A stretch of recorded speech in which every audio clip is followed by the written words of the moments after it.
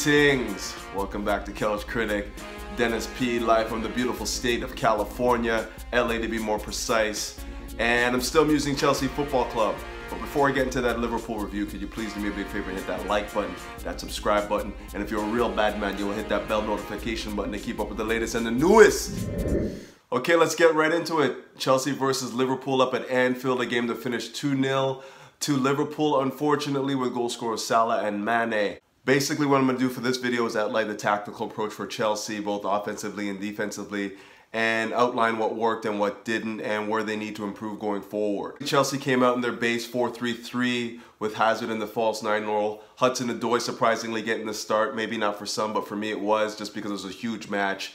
And also Ruben Loftus-Cheek also kept his spot in the midfield. I don't think they set up any differently from, say, the West Ham game, because as I said in that match review, Higuain was used more as a false 9 in that game as well, coming deep to collect a lot of the times and linking up with the wingers and basically being the facilitator for them to get their offense going. Now, I could be wrong, but I feel like the reason why Hazard was featured in the false 9 role for this week was basically because Liverpool was so dangerous down the flanks.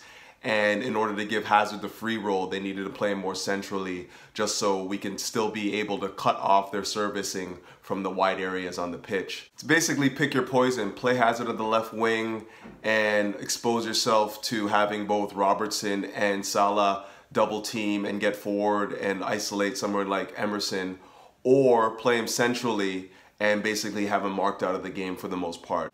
I don't know what the best position to be in this situation, but it proved to be ineffective seeing Hazard in the false 9 role. They couldn't get him the ball, and we couldn't build attacks to get any sort of like real threat going forward. Now, having said that, I'm of the opinion that Chelsea played a very effective game for large stretches of that game as well, both defensively and also understanding when to transition from defense to offense. The problem I feel they ran into, and has been the case for the last 2 seasons maybe, is they lack the clinical finisher in that final third. And it's reared its ugly head again. We've had chances, we created a lot of good chances, but we just couldn't put them away. And as much as I do believe Hazard has been fantastic at both creating goal scoring opportunities and finishing them this year, if he's to be relied on as your #1 option for goals for an entire season, we are going to struggle to score. And don't get me wrong, I think Hazard is a brilliant footballer, world class without doubt, in my opinion. But I do believe that he's an A-level dribbler, facilitator, creator, and maybe a B-level, B-plus level, finisher. And when you take him out of his natural role as a number 10, a creator, a guy that's like facilitating the offense, and make him a finisher, you're basically taking away his natural ability to be that facilitator and creator, and exalting maybe his lesser skills, which is his his finishing role. I think that that's kind of what people mostly have problems with, and they see Hazard in that false 9 role because they know that that's not his best role. And when your best player is not in his best role, you basically are limiting your chances to be successful on the day. But having said that, Hazard on the wing in a match like this means that he has to do a lot of work at the defensive end. And it also limits his ability to be effective in the final third. So it's a conundrum, a catch-22. Do you play Hazard on the left wing or force him to play at both ends of the pitch and minimize his effectiveness in the final third? Or do you play him, as a false 9 and give him the free role to just basically roam anywhere he wants to be and hope that he is clinical enough in the final third to make a difference? These are the questions that have been asked for the last 2-3 years, both Maurizio Sarri and under Antonio Conte. Like, how do you get Hazard in his most effective role and then utilize him so that he's only really being, utilized in the final third? Can you do that in big matches? Can you do that in matches where you know that the strength of the opponent is down the flank, and you know that, like, if you give Hazard his free role, you're giving the opposition an opportunity to expose that flank? I have a lot of questions about Cesar Azpilicueta right now, and it's been all season long. I just don't think that he's been an effective right back at all this season, whether it be defensively or offensively. He's really struggled. A lot of it comes down to the fact that he has been used in so many different roles over the course of the last 4, 5, 6 years. To be honest with you, I actually think that his least effective role at his time at Chelsea has been at right back. I think he's been a better left back, like an imperious left back, And I also think that he's been very, very good as a center back in a 3. His least effective role for me has been at right back, where I feel like he's been ineffectual in more games than not.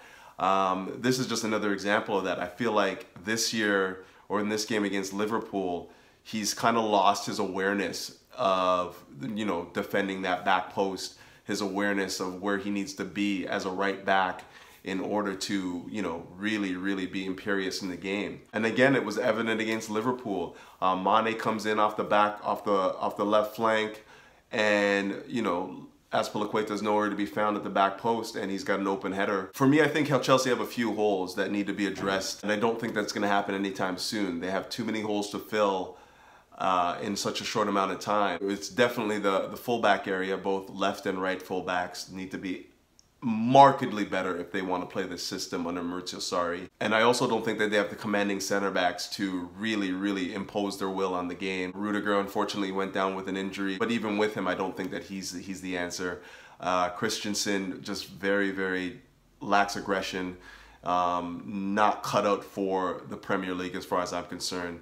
Very nice on the ball, you know, reads the game decently, but is just not aggressive enough to play in the defensive third in the Premier League. And I also think that we need a striker. So those are these 5 or 6 positions that need filling before Chelsea can actually be the, you know, the juggernaut that we all like to see them be under Maurizio Sarri. But having said all that, I do believe that Ruben Loftus-Cheek has now taken another step forward in his evolution as a footballer, playing in a huge match like this and not looking at all lost. And as a matter of fact, able to impose his will on somebody like even Virgil van Dijk, who everyone seems to think is the greatest thing since sliced bread at center back, and was able to be physical with him and, you know, win a few of those battles. Conversely, unfortunately, Callum Hudson-Odoi struggled with the pace and power of the game and was struggling mightily with Liverpool's counter press or their pressing game. Very hard to come to grips with the pace of it and the physicality of it. And, you know, he's a young player, like I said, and, you know, he's going to need more games like this in order to, you know, really fully come to grips with how they're supposed to be played. Unfortunately, this is the wrong time of year for him to be getting those types of opportunities, because every minute, every moment on the pitch matters. At this point in the season, these games can't be used as learning apparatus. Like, you need guys on the pitch that understand what it means to be in those matches and also what it means to win those types of matches. Callum's times is coming at the wrong time of the year right now, where we need 3 points in almost every game, actually in every game. We can't be found wanting anywhere on the pitch. Unfortunately, you know, like that game against Liverpool kind of showed his lack of experience. You know, hopefully, you know, next year he gets a few more opportunities in lesser matches to, you know, really find his footing and, you know, assert himself better then. But not just Callum. I thought that majority of the Chelsea players on the pitch that day were struggling with the pace and power of it, and were struggling to come to grips with Liverpool's counter press. In particular, Jorginho, I thought he had an awful game. There were more than a few occasions where, you know, Chelsea would gain possession and then turn it over again with, you know, maybe 1 or 2, 3 touches on the ball.